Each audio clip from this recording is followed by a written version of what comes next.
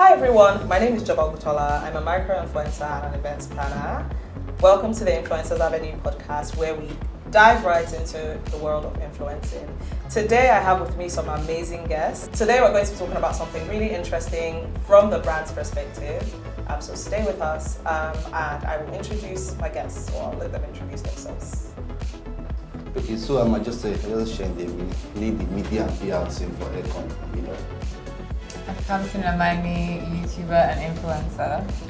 Chukobi, a creative director, I'm basically a creative person, and I happen to be the director of creativity and innovation at Global. So hi everyone, thank you for coming. Hi. Pleasure. So just to start, can everyone obviously minus me, can everyone give us a fun fact about themselves? So, okay, well, if loving football is a fun fact, then I would say I'm a snapper, and then now we have a new hope of eating trophy after 20 years. Okay, Kamsi? I'll call this a weird fact. Okay. I can crack my ankles as many times as I want. Don't tell me to do it. But I can do it. Crack your As ankle. many- Okay. It was just like, oh, That's you a didn't mean to understand what that was. Okay, I'm a southpaw, I'm left-handed. Me too. Okay. So that's two facts from you now. Okay. Yeah, I'm southpaw, and I happen to have written a particularly notorious ad called, people call it I Don't Pour to Saka moved from from Etisalat at the time to MTN. Yeah, I like making trouble, so yeah. Like that. I like that. I think he won. I know. That was the most interesting fact. Sorry. Hopefully, Arsenal will win the cup soon. Bring it home. Okay, but hold on. Do you weren't you the PR person behind Hilda's, cookathon? Hilda Yeah. Yeah, actually, with the digital PR team behind the Basu Patron and Ida that you see today. It's a very Amazing. fun fact. So you Well let- done. That was I'll give you your No, flowers. I think he won. He won. I'm so sorry. He said, I don't mean to brag. Brag, but But you know. Okay, so we're going to be talking about influencer marketing do's and don'ts from the brand's perspective, and obviously we have some really powerhouses with us today.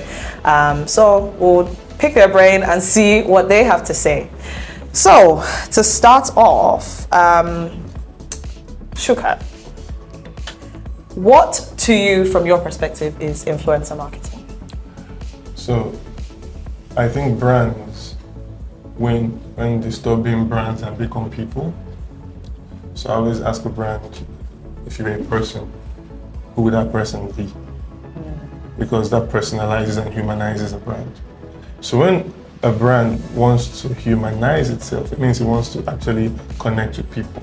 It's not just selling you a product, which is what takes you from being a product to a brand. You are not just selling, you are literally creating a connection, right? And people can identify with you. So the word brand, everybody just uses branding, but branding is literally identification and ownership.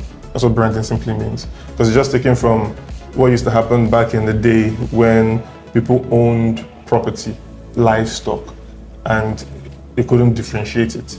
So they use a tool and a hot metal, and they'll brand their own commodity or their own livestock or their own products. So that's how you know it's mine. So if you can brand your product, your person in the heart, not just the body of the person, that's what you're trying to do with branding. So for you to do that, it's not a human-to-human connection. It's not just property anymore, and that's the key. So influencer marketing comes into that branding, because what happens is you're trying to humanize the brand, create a human connection. So what better way to create a human connection than with humans? So that's how influencers come along. So, and we've always seen influencers, it's just today, instead of using the words influencers. So we all know that Nike for all intents and purposes, built 90% of its popularity on the back of influencers. In 1984, Carl Lewis was the Olympic gold medalist in 100 meters. He became a Nike ambassador. Yeah. Boom, Nike shoes. Jordan, they went to extreme crazy lengths to get Jordan to, endorse the brand. But they went one better and got shoes that were literally Air Jordans. So that's the human part coming. It's not just Nike shoes. The shoes has the name of a person who everybody identifies with directly. So influencer marketing means that you find the influence, basically, that a human being has and connects with. The biggest problem with it today is that a lot of people just say, oh, he's popular. Let me stick him on my brand. She's popular. Let me stick her on my ad. But the whole idea is, if you were to take your brand and give it a human personality, who would that brand be? What are your values? A brand that is very avant-garde, that shouldn't have a conservative person as their influencer, and so on. So if you humanize your brand, you can say, my brand is this person. Now get that person, or the closest to that person, to influence for you, because literally that's what your brand represents. That's the person that is closest to what your brand is. So that's what it basically is. Right. So just going off that, right? So basically, influencers are putting like a human side to a brand. Absolutely. And being able to help create a connection with people and your audience and target audience, right? Okay. So, Ajase, so in your work experience, what would you say has been the benefit of working with like influencers, and how has that like helped the brands that you've worked with to grow, and do you feel like it's made a significant impact on branding and just in general? Okay, so before delving into the benefits of having influencers and so, to me, just add to what he said earlier, to me, I think influencer market is more of like for brands having people that like a replica of their products, for brand identifying those that can pass on their product, their brand messages. So they now look for human beings. They try to humanify their process. So some of the benefits we've seen so far of influencer marketing will be, at the end of the day, is return on investment. What's the capital, what's the number saying? So at the end of the day, it's profit. For a brand looking for someone to spread their message, to pass on their message, they want to know what will be, at the end of the day, what will be the gain, what will be the numbers, how much are we getting from investing, from using this social person as our ambassador, as our salesperson. Because at the end of the day, influencer marketing is a sales point. You are an influencer for a product, or you are also indirectly selling the product to people. So for brands, at the end of the day, they want profits, they want more visibility, they want people to talk about them. They just want to be there in the face of the people. And so far, most campaigns have been successful because some of the brands that we have worked with, we are able to identify the right influencers to pass on the messages. Because mostly what we notice is that, as long as you are big, as long as like a demigod, people want it to be their faces, to be the face of their brand. So, and most time what we see in the industry is that it doesn't work the way some of these brands think it will work. But luckily for us, we have been able to be successful in the sense that, we have been able to identify the right person for the product and the brands. Right. So this is just throwing this out there, right? So do you feel like, as the Nigerian society and like branding in Nigeria, do you feel like we've done influencer marketing right? Like, do you feel like it's a hit all the time? Like, do you feel like we've really, so you see how like brands in the US, brands in the UK do influencing. Like, do you think that we've really gotten there in Nigeria? Is anyone who wants to take the question? Do you want to take it?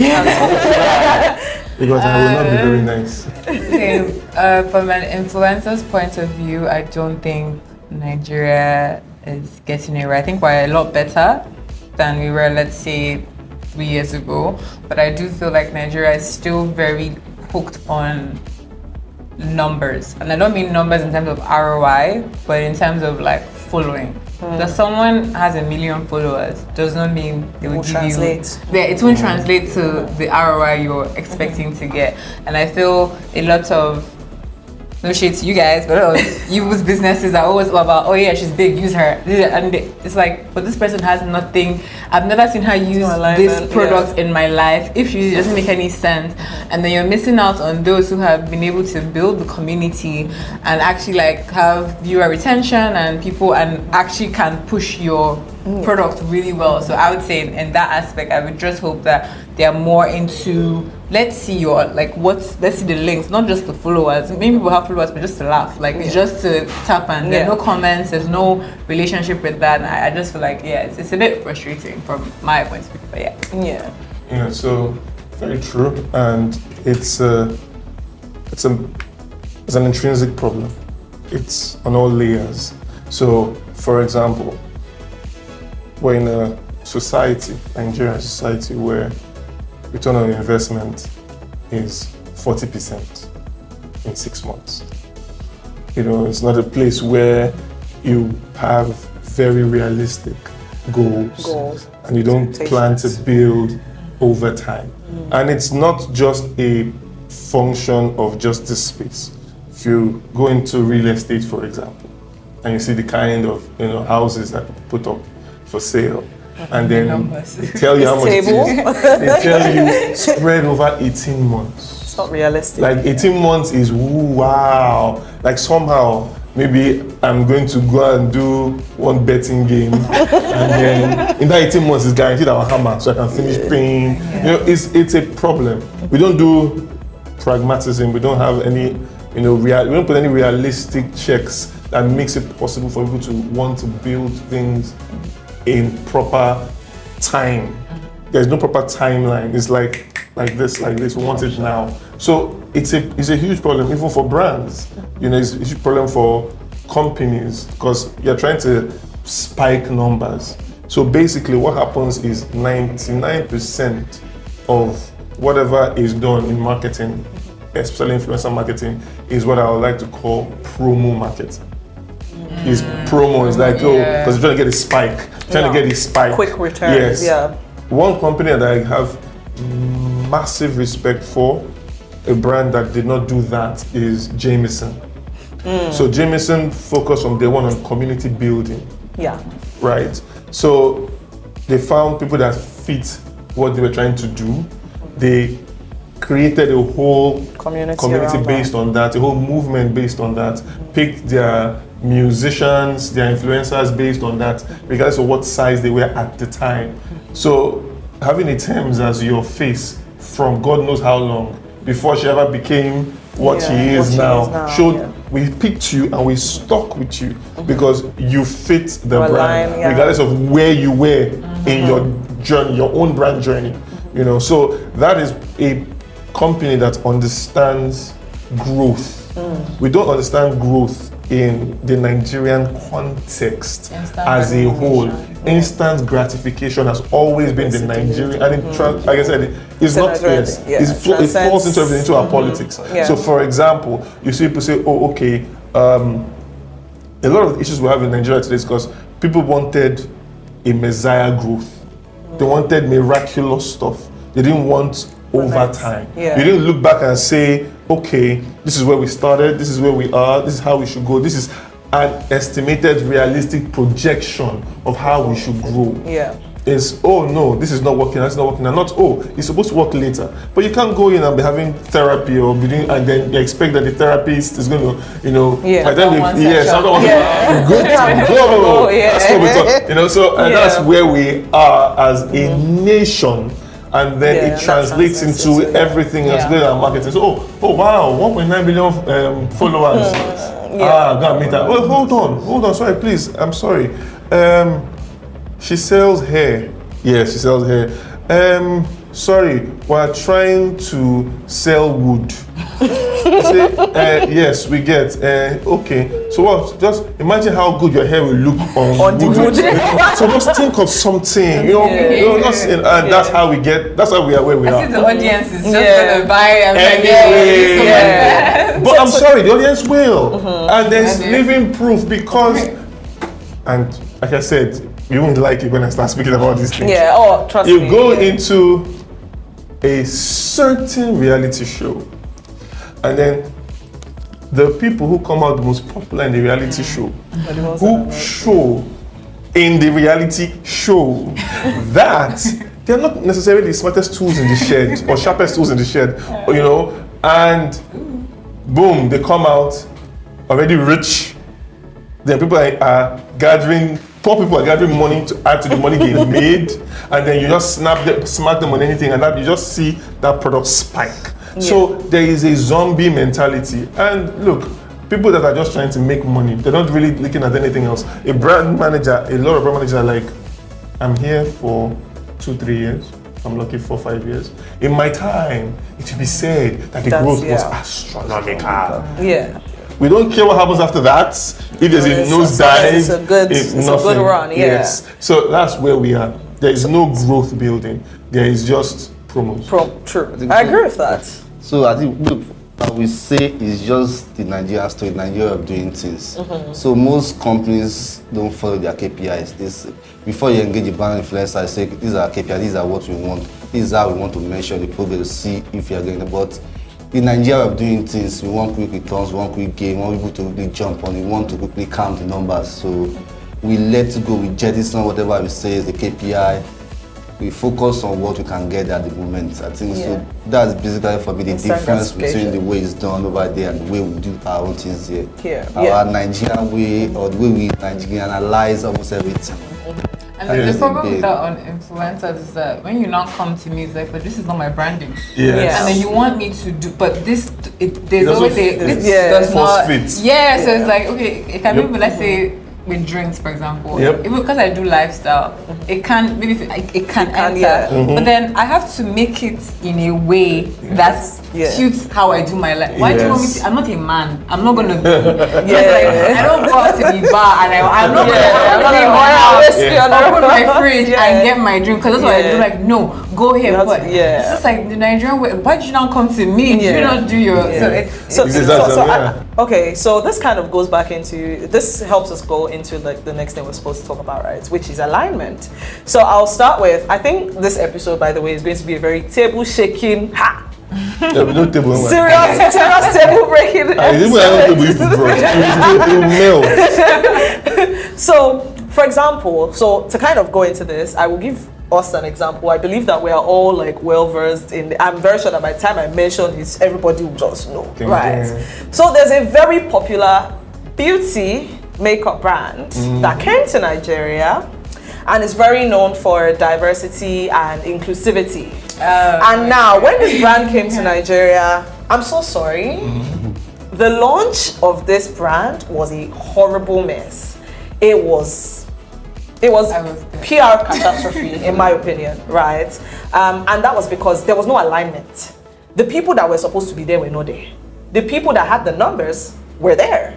But, I mean, if this person tells me to buy this product, your makeup is not even given. So why will I buy the product, right? You don't even do makeup. You don't even do You're makeup. A guy. Do you understand? Do you understand? So, like, I think that we can all agree, and because this caused a whole ruckus on Twitter, right? Everybody was like, what the hell is going on here? And I think that you can see that was a gross misalignment of, the PR strategy. It was a miss off the bat. And I think, at some point they tried to do a bit of crisis management and it was just worse. Went from frying pan to fire, right? And I think that this shows that there's a problem with like research. People do not do research because I think that could have been, avoided by simply researching and maybe taking your feelings out of however it is you feel about this person or this person and actually getting the job done, right? So what do you think, can you just touch on the importance of research and just to make sure that what you are doing, that, okay, if this person says to, if I see Thames with a bottle of Jameson, I would be shocked because this is who she is as a person. Jameson attracts the alternative crowd, right? But if I saw Thames with Shivas, is a bit sus, it's a bit suspect. I know she probably doesn't drink that, right?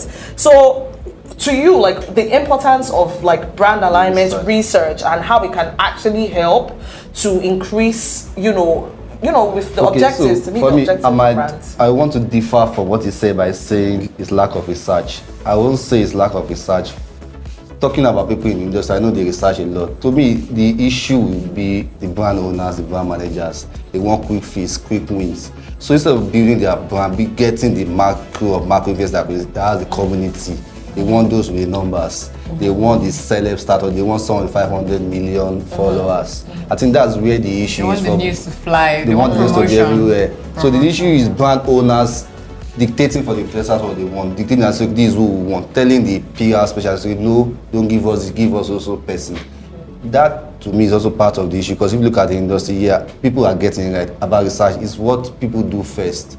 Fine, there are some influencers you see everywhere. Okay, there is one popular guy, it's almost everywhere. I don't want to mention his name because of this thing. Then you see him selling cars and you ask yourself, what is this guy really selling? This guy is selling the car, and next thing you hear, he's big, he's plenty. And like I said, it's not about his plenty. What pictures of the car he's selling? He was in Saudi the other time, we promoted a new car, and what he was saying was not even. You ask yourself, what is it? Fine, he's good, he has the numbers, but then talk about the alignment. Is he the right person to sell this product? Does he really know the features of this product? So it's more of, I will put the blame on the brand owners. They want, just like the way we said, Nigerian way of doing things, want quick wins, quick visits. So they go for some 500 million followers. They go, instead of going for a micro, or even that's the community that will give them the value. So it's not lack of research, because I know people in the industry do their research. They say, okay, this guy work. I've seen a guy too, almost the guy is everywhere, all the noise is there, but then a premium brand came to the country and said they want him. I'm like, why would you want this guy? It doesn't fit this brand, but then he who pays the piper dictates the tune. So, but can I say that I understand where you're coming from, but I'm talking because like I've done like PR and stuff like that, right? And I feel like sometimes it's not necessarily. I mean, if you're coming to me, if as a brand you're coming to me as a PR specialist and saying, listen, I want you to handle my PR for the launch of this product or whatever, I am then your consultant, right? I will give you my honest opinion, because like, for example, this beauty brand we spoke about, they're not based in Nigeria. They don't know what the market is like in Nigeria. They don't know who, so you're relying on me to say, well, I think you should use this person. Mm-hmm. Don't you feel like PR companies and consultants should then put their foot down? And because I mean, it's not always about the money. You can pay me a ton of money, right? And you will still be the same person that will insult me if it doesn't go well. And that's just the truth, right? So why don't PR specialists then put what they stand to gain aside and say, well, I don't think I'm comfortable taking you on as a client if you're not going to listen to what I have to say. Money. So I think the issue, the issue is money. So the issue is how many PR companies will be able to say that. Yeah. Look at the country for instance. So say you are giving me 500, or let me say you are going to give me 5 million. This is what you want. You want quick wins, and I say, okay, why don't you use this guy? And you try to want to take the money away. Do you think I want to take the money away? No, but I'm not fine. The professionalism also has to come into play and say, yeah, PR professional. You have to be professional. You are a consultant. You are a specialist in this regard. In this aspect, fine. A PR person we always do his or her job. They will tell the place and say, this is the guy we want to promote this product. Stuff's happen. I'm not totally saying the brand managers are fully at fault here, but then it goes both ways.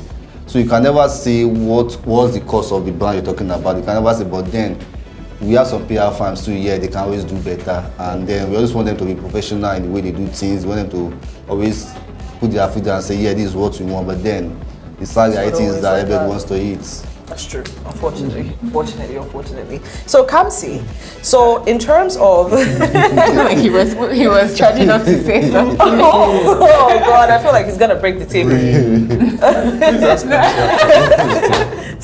So Kamsi, have you been in situations where you've had to turn down brands because they don't align with your, and how did that conversation go? Like, what is, Yeah, I mentioned it in the last episode. I told you, like, I'm a proud, dark-skinned girl, woman. Not very dark-skinned. Okay, brown. I don't know, brown, whatever. And then you're coming with a product that is very infamous, like the line you're coming to me with is for my shade. But I know that you have products that lighten.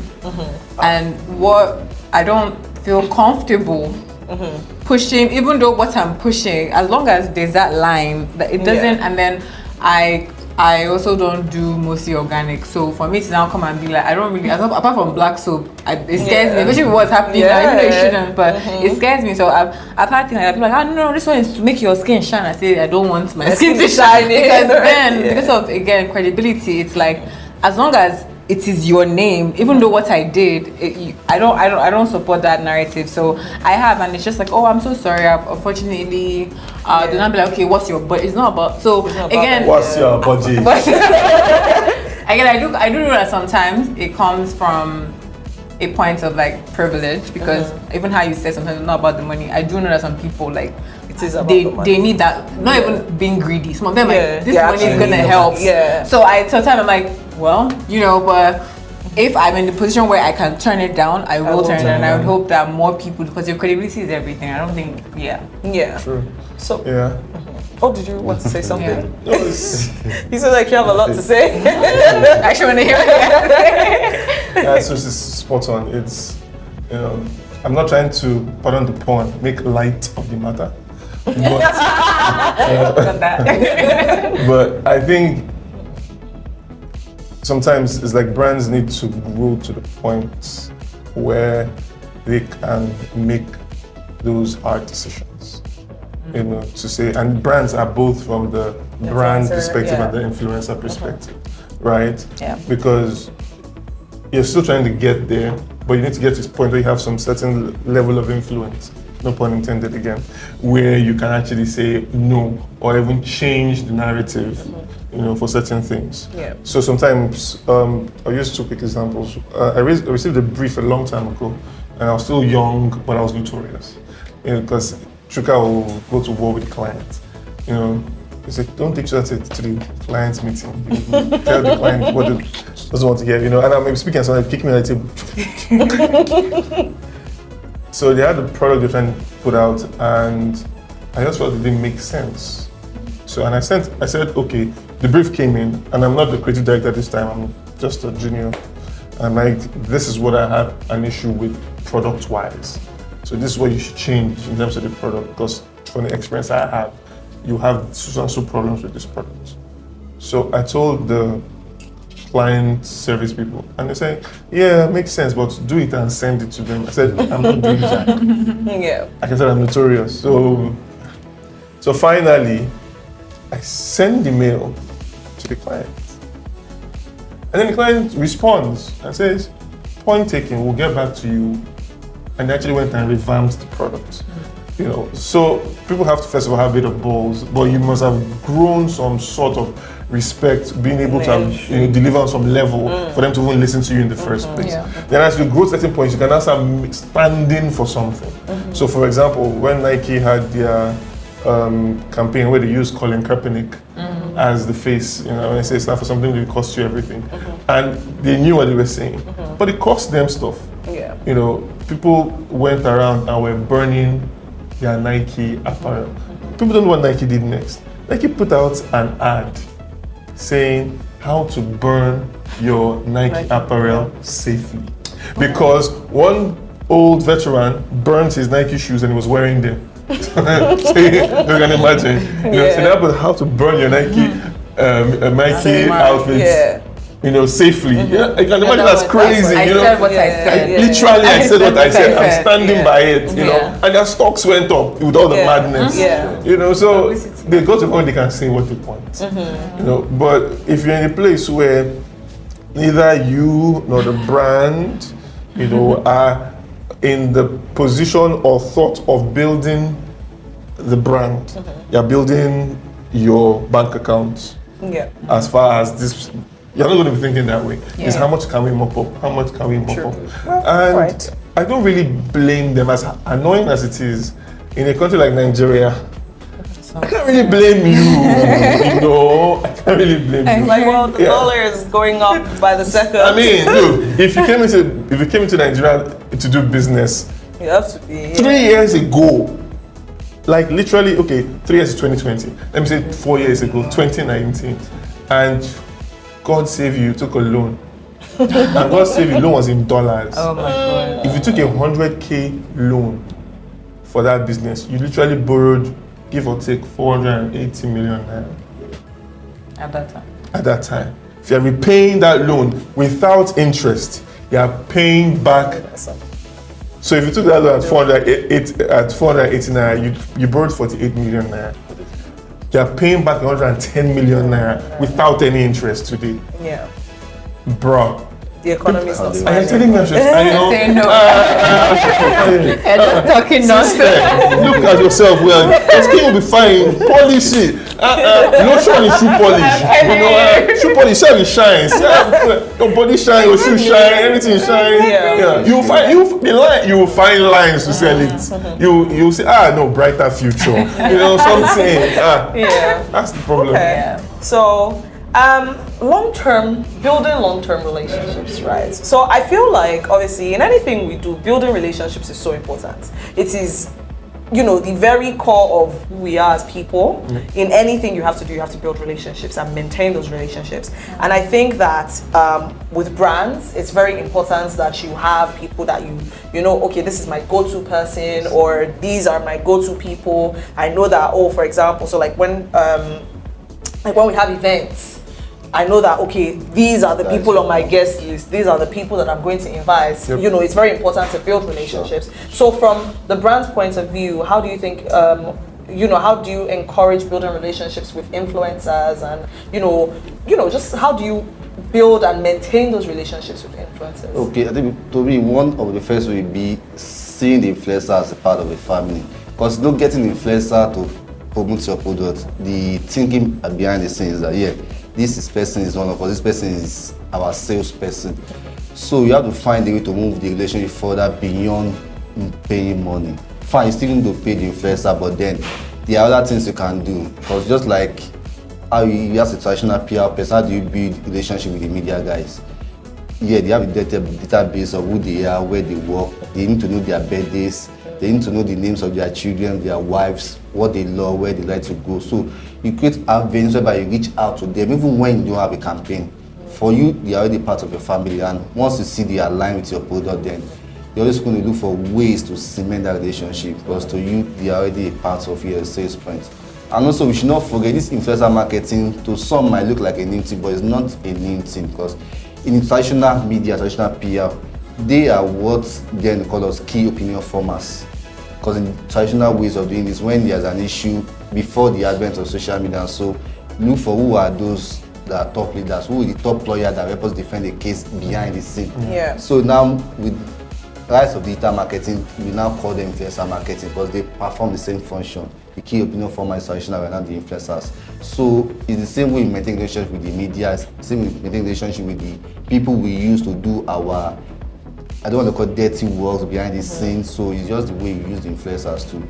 We take them as part of our family. We try to give them a larger than life image and say, you are one of us.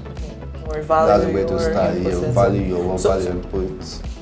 So do you feel like, in your experience, right, so have you had influencers that that, okay, like if I'm doing this particular project or whatever project I'm doing, this would be one of the first set of people that will come to my mind? And, have you had like bad experiences with that? Can you share? It's just, we just maybe share a scenario without name. So it's just the way, once we have an event, we know people that are regular, that even without us saying, writing an episode, these guys will be there. These are sure guys in that, yes. Even in the end of the night, you call them and say, this something's happening 7 a.m. tomorrow, we'll be sure they will be there, because we build a relationship beyond just paying them money. We know ourselves, we know where they stay, they know where we meet as other events whereby we relate more on a personal level, deeper level. And also have the other guys that say, what do you mean? We are now big, now have the numbers. You used to know when I was a nobody, when I was going the numbers, but now I'm moving the big boys. So guy, go and pay me more money before you want. So it happens then, it's life, it's move on. At the end of the day, everything is a business decision. Yeah. For the influencer, I say, you are not paying more than I want, so, but then. So do you find that situations when you're dealing with like a difficult person, do you find that this kind of, because obviously I assume that there are also other brands that are also want to work with this person, do you find that this is something that is it an industry thing, like I've had a bad experience with this person, and then you find that maybe, I don't want to say maybe they've now blacklisted this person, like is that something that is common in the industry? It might be common to some, but for us, we don't blacklist people. As far as this person align with the products, we go for that. I'll just tell the brand, these are the issues with this person. These are what this guy might cost you. Are you okay to go with this? And once they are okay with it, fine. We don't join blacklisting because at the end of the day, it's success we want, because the success of the brand is also our own success. Because the way we see brands is that we see ourselves as an extension of them. So whatever strategy, whatever messaging we are giving them, they are success over success, because once they are successful, they pay us more. And once if they are not, then so we don't blacklist people. As long as they align with the brand, we reach out to them and do the work. Fair enough. Okay, so Kamsi, communication. Yes, so obviously with brands and stuff, I know, like, sometimes, like you said, the brand wants something, and you feel like, well, as a creative, first off, yes, you've come, I know you have your campaign and your strategy and all of that, but really and truly, I don't think that maybe this would be the best way to carry out this particular project. How do you handle situations like that? So let's say I'm a brand, I've come to you, I've said, Kamsi, I want you to influence this comb for me, and I'm like, oh, I want you to just rub it on your hair like that. But you're like, well, I feel like, why don't I take it to the salon and have them use it, and there's like now a back and forth. How do you manage that and being able to, be aligned and be clear in what you want and what you're going to do with their product? I think certain things have kind of limited these problems because one, they're now briefs.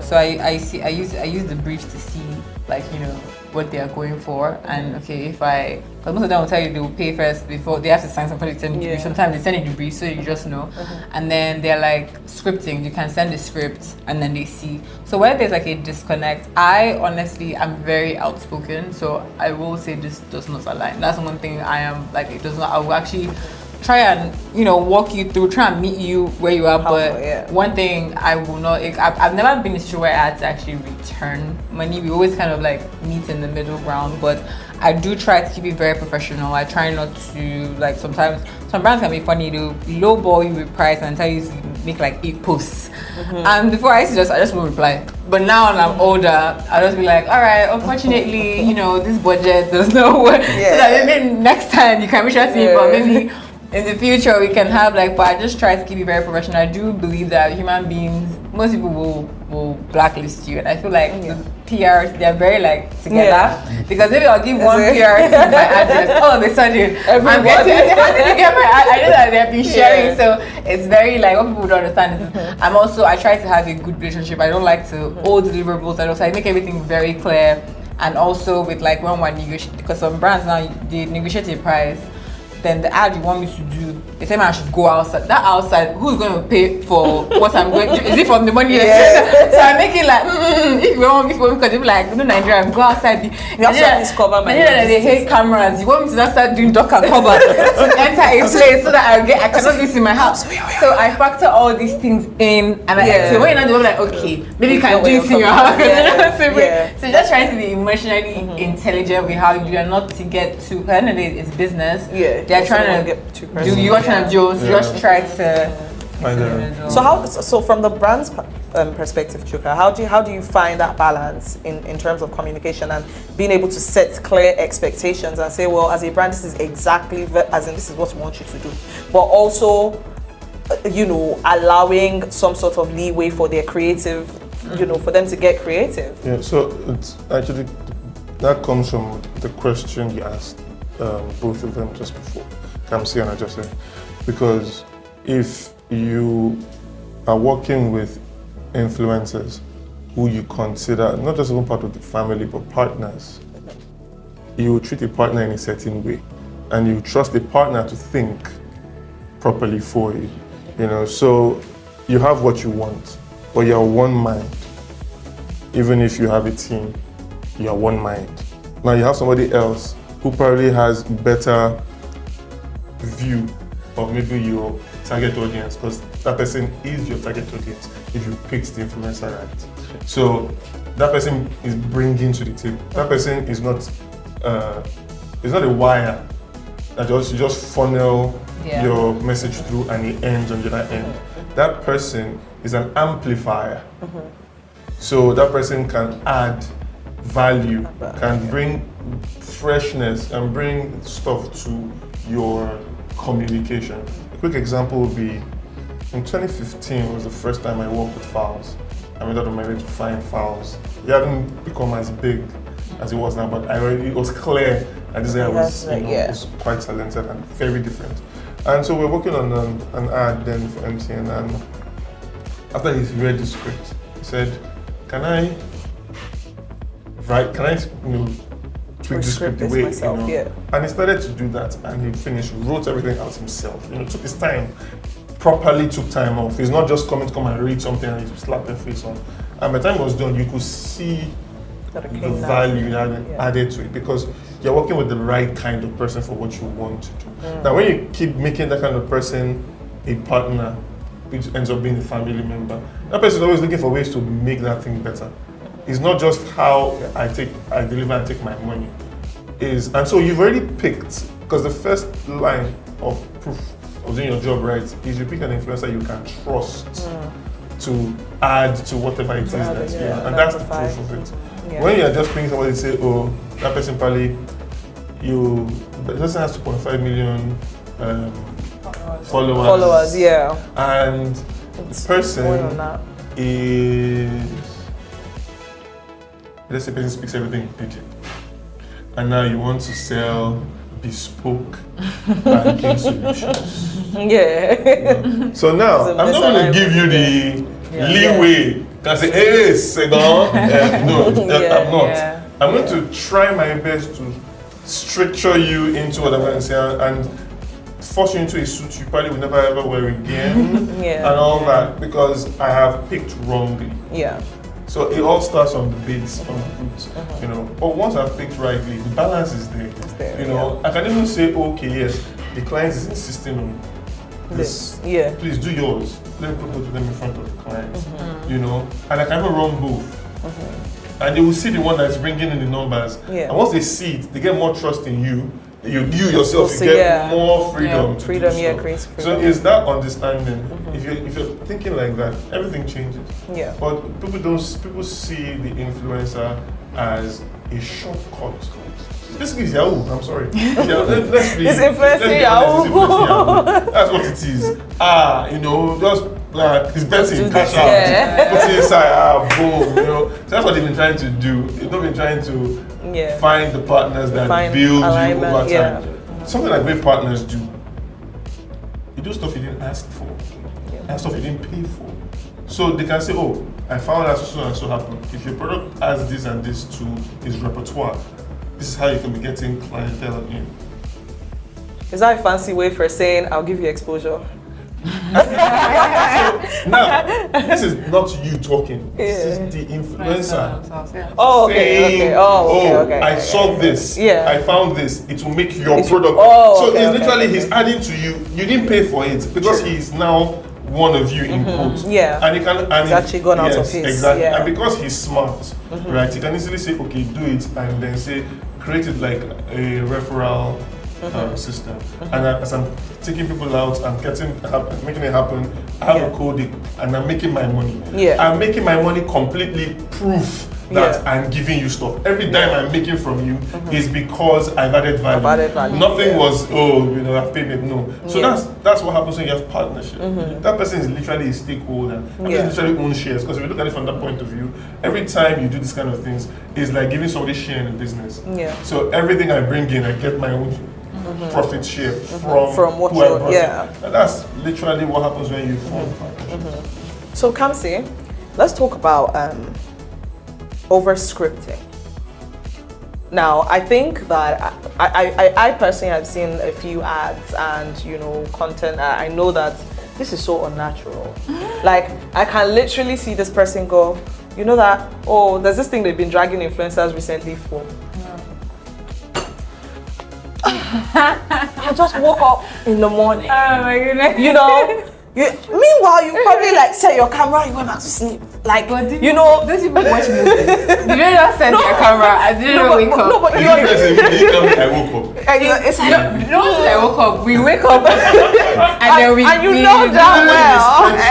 And you didn't do this. Okay, I feel like- attacked. I feel attacked. Oh no, girl, don't worry, we're together. So it's like, you know, over scripting. There's some things that's it's so unnatural. Like, if I'm just like, yeah, this one did not a bit cringe. Yeah, it's like cringe content. And you know, sometimes I feel like there's obviously a lot of like pitfalls from that. Like, there's the brands can get a backlash, the influencer backlash. There's just so how do you deal with that? Like, how do you deal with pitfalls from over scripting? You know, being so unnatural. Like, is yeah. The way to deal with is to plan for your crisis management. Because Yeah, you have to have a solid. obviously that's happened. The next phase is how do we mitigate this issue? How do we resolve this situation? Yeah. So you just have to start planning. I mean, what's the plan B? How do you want to manage situations? So I think that's the only way. I have a question. Yeah. Do you brands intentionally want like backlash because publicity also sells? So is it sometimes I see someone like, no, that was their whole point. They wanted like it chaos. I know influencers do that. Some people can do like maybe if it's Halloween, you're dressing as a reverend sister. You know that you're gonna get flack for that. Like you're going to get like hates. Like do people? Yeah, I think it depends on the brand owners though. And also there are different strategies to a product, there are different ways to push a product. Like if you look at the last presidential campaign, there's so messages against our current president where people are like, well, he intentionally really so. But some are like like, no, it just happened. Because people they forgot to focus on his message. You are like focusing on his pitfalls or the shortfalls and saying. So to me, I would say it maybe depends on the brand owners and the strategy behind those stuffs. Okay. So I'm not gonna give you the chance. Good for you. The next one. You know, I can always tie it back and come back here. You can't escape. Don't worry. We're coming back. So let's talk about something that is very close to me. I feel like this would be more for Kamsi and I. Now, there's a brand, I think this was last year, you might know, actually you might, I don't know. But there was a brand that was very notorious for sending DMs to people and saying, oh, can you come? I want you to create 2 reels, 4 posts for free. In return, we will give you the products that we are selling. Now, bear in mind, this product is a product that maybe the box of 24 is like, I don't know, 6K. Or something, and it was a thing in the industry because I spoke to a few of our friends who are also in like the influencing space. They do like sweets and stuff like that, somewhere in that, you know. And I'm not gonna lie to you, I felt insulted because I was just like, what the hell is this? Like, the cheek of you to even message me and send me that kind of DM, considering the fact that you are also a well-renowned, like you're an international brand. So you're working for the exposure. Yeah, so they're paying me in exposure because, you know, at the end of the That's year, why my I'm landlord, for I'll pay him. paying And, exposure. yeah, you know, so like, why do brands do that? Like, I mean, it's Brands the don't. cheek of Brands brands. don't do that. The people that think they're sharp, walking inside that brand and trying to say, you see me, I saved the brand so money. But they even gave them budget. But they're trying to. They're trying to say, how many people will fall for my scam? Because like I said, everything basically, Yahoo. Yeah. That's what's going on. So it's and it still goes by the fact that it's a function of a Nigerian problem. As far back as 2001, 2, I remember it was then Alibaba was the biggest comedian at the time, and I was talking about, I think I was collecting like 80,000 or something back then for shows and all. And that's when somebody asked him for his price, you know, he told them, he said, he's not to come and make somebody laugh, you know, just give you food. They're telling Alibaba at the time. You know, just so give you food. The problem is there is an intrinsic value system problem in Nigeria. So once you do not value something, you would, whatever you place on it is what you place on it, and most of the time it's insulting what you place on it. Those people don't value creators. They don't create, Just they like don't, you yes. just put up your Is it camera. not yours? No, but then brands, Yeah. but then the thing is that brands will be nowhere without creatives. So Yeah. shouldn't you want to make your They don't necessarily believe that. No, you're saying this because you're speaking from an enlightened perspective and from the perspective of the creator. The business people who do not understand what you bring to the table don't care, right? As recently as yesterday, what are we saying? The Nigerian Television Authority put out an e-flyer about a program they're going to have with one head of the health sector. You need to see this flyer. You should see it. This is 2023. This flyer, that I know that is a graphic designer will be fired for making that flyer in 2005. You'll be fired. When they That's come your back. business. At least There's counter now. There's everything. Literally, PowerPoint cannot make something that bad. I'm sorry. And they put it out with their full chest on their official pages because they have no value for what creativity is. That's why they can do that kind of stuff till today. And this is the NTA. Yeah. So if NTA can so do if that, the National Television Authority is thinking like this, now you understand how a lot of people are thinking. Yeah. So it's a value problem. If they don't understand what the value is, that's why there are a lot of IP problems in Nigeria too. When it comes to intellectual property, Yeah. you can't. When people don't think it's anything, they don't. They just copy and paste anyways. Yeah. People copy people's stuff, don't put people's music on whatever they want to put. They don't give it out. True. And so it still boils down to that issue. Once you don't think it's anything, so those guys are thinking, you're doing you a favor. Should we get cosmetics? All right. Yeah. Meanwhile, the amount of time, not to forget everything else, the idea, the execution, just the time you put is, if you were billing per hour, you wouldn't be billing anybody 6K per hour. Yeah, true.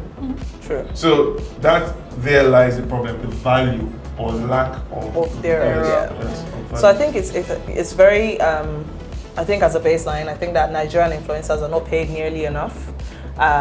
Considering what if you looked at what like the rate cards of like influencers abroad, like that is debatable. You see, they are not paid enough because I know influencers earning in the millions. Yeah, but like how many? Is it really like at the Well, same they are time? the top ones. So Because the influencers you're talking about are people with 1.2 million followers, not as, and it doesn't necessarily mean that they are great. yeah, it doesn't So mean they are here's doing- the thing: if you were to find a different system for paying influencers, if you could say, okay, fine, this is a minimum rate, and this is a growth rate, whereby for every milestone met in terms of selling, so almost like we become partners. And So every like time I make links and money, stuff, I get, and it still comes down to that value system issue. If there's a clear transparency, so I know that, okay, the brand was selling 400,000 units at this time every year, and now they've called us on, and based on our work, they're selling 950,000 units. Even if they're not paying me a massive amount, if I'm paid so and so amount on every of the extra, the 450,000 extra they've sold, or 550,000 extra they've sold this year. So maybe that will start to change the perspective. Because everybody's thinking of even in terms of, the bulk I collected, money I collected now.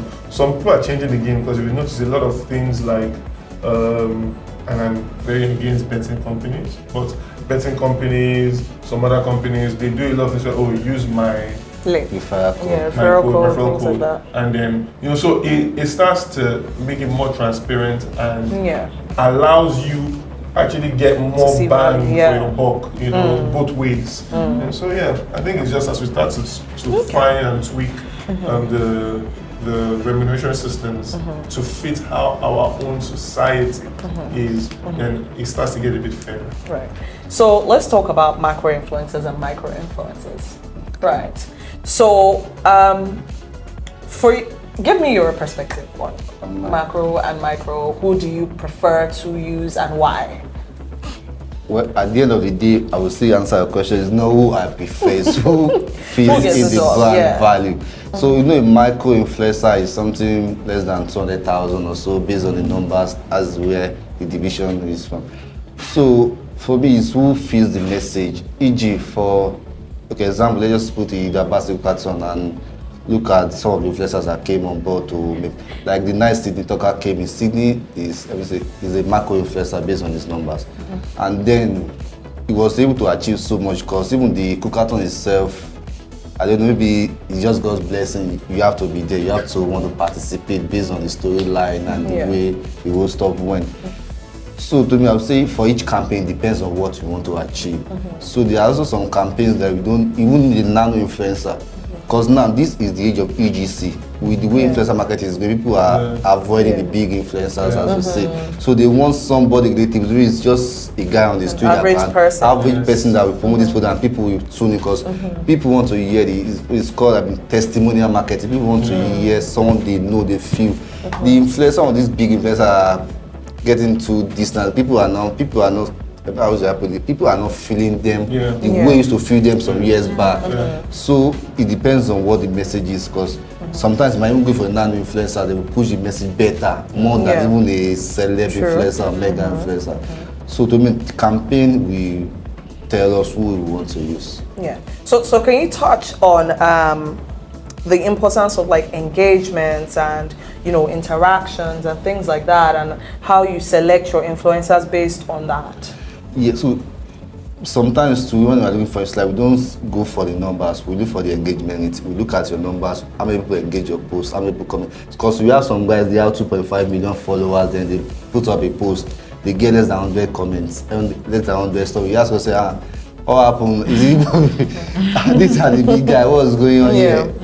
Yeah. But then so at the end, that's what we do, because luckily with the rise of AI and that stuff, so we can also calculate it for that, say what's the normal engagement rates, who are the big for what are they even saying, they are lying. So we look at the engagement and say, okay, this guy fits, this guy is real, this guy didn't buy followers, this guy didn't get, this guy build the community. So that's what we go for, because we look at the engagement, not even we look at your top performing post, look at least performing posts. So we try to see in between, because we go through your history kind of, and luckily we tell you everything's in the public. You can't say you want to give us what we don't know, because we are all in the open. So that's what forms the basis of who we use and how we go about identifying influencers. Right. So let's talk about the legal aspect of things, right? So I think that in Nigeria we're not, and this is coming from a lawyer, right? Sorry, quick flex. So this is coming from a lawyer's perspective. I don't feel like we are as legally inclined in Nigeria as we should be. You find that, it's just, hi Kamsi, can you do this? Okay, please send your race card. Kamsi sends a race card. Okay, we'll go for this one. Okay, send your accounts. Bam, bam, the end. Right? There's absolutely no legal aspect or framework to it. And I think that can be very, very dangerous, especially to the brands and even, to the influencers. I think that everyone needs to protect themselves. So how can we kind of encourage people to do that? And like, why is it something that people don't really address, especially like from the brand's perspective? Okay, from the brand perspective, where the big brands are doing it is maybe at the end of the day, those that engage influencers are not even the brands. They are their PR team, the comms teams. Some of those big brands, they leave it to the PR person. So it's more of their agency that do the legwork. So the legal issue might come from them, might come from the middlemen, the process. But the big brands are doing their part. They have non-disclosure agreement. They have so many agreements. They put it as, okay, let these influencers sign. And most times the influencers they give those documents are influencers they see as partners in the long run. They might not want to give you and say just do this project and go and say come and sign. No, they don't want to be encumbered by a signature or an agreement that anybody can use against them in the future. So if you are to get an agreement from a brand, it has to be they see the value, they want to keep it for the long time, not for the short time. And also it's the way we do this in Nigeria. Just do it and go. Okay, so to wrap things up, let's do something slightly interesting. So Chuka, because I know you are very opinionated, so Can you give me? I am. You don't think you are? I really. Okay. I don't know. Really? Okay, so give me 5 don'ts from as an influencer. 5 things you should absolutely not do as an influencer. I know you're not an influencer, but that's the whole point, you know. Give us the loopholes. Okay. First things first for me. Short and simple. Short and precise. Don't overestimate yourself. Can you see what I said? Wow. Secondly, don't underestimate yourself. Okay. Third, don't ignore your gut feeling. A lot of times your gut will tell you, don't do it. But because it's money that needs to be paid and you do it, then it ends up being a never-ending cycle of problems. Right? Other times your gut will tell you, do it. And the one doesn't make sense.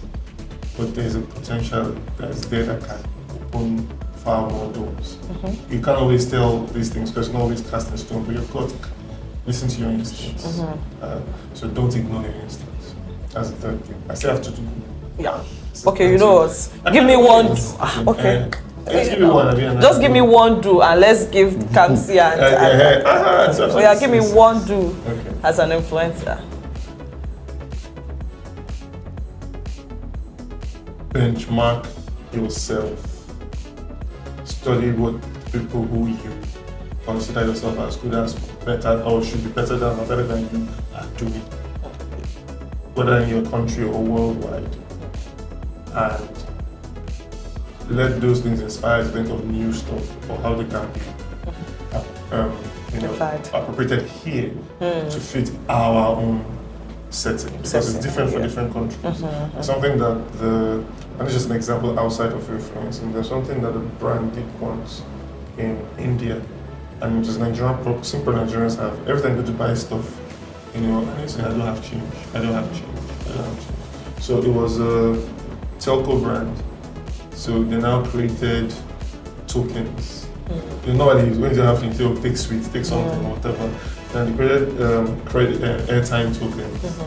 And that tokens that were like almost like change, right? Yeah. So just get sitting. So you can just pick them up and then you're loading airtime with this little money that you would have tossed. And they're putting bonuses on it as well. It can be data. So they literally made change become they owned the idea of change of change money. So that's thinking outside the box, but within your own context. Applying it to your. The brand influencers that do that in terms of both their relationships with their audience and with clients will always be comfortable. Right. So Kamsi, give me one do and one don't as an influencer. Don't sell your credibility. Be authentic. One do and one Okay, don't. for me, a do, always make sure you align with the products. Don't, because of the money, accept all influencer jobs. A don't, don't use a competitor's products. You cannot be influencing for a brand and then you use the products and openly show the product of the competitor. It doesn't align. Fair enough. So I will give one do and one don't. Don't sell yourself short, and do sell yourself well. and sell yourself well. Okay, so thank you so much, guys, for today. It was really lovely and very insightful having you with us on the Influencer Avenue. I'm sure that we'll definitely have questions and stuff, from people, and we'll be sure to pass them down to you. So thank you so much for gracing our, Thank you. All right. Just after that, just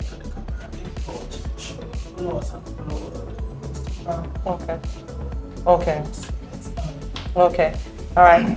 just pick up action. So thank you so much for joining us. Please don't forget to follow and like all our social media handles. Their handles will also be put below, and make sure to follow them and engage. All right, see you later. Bye.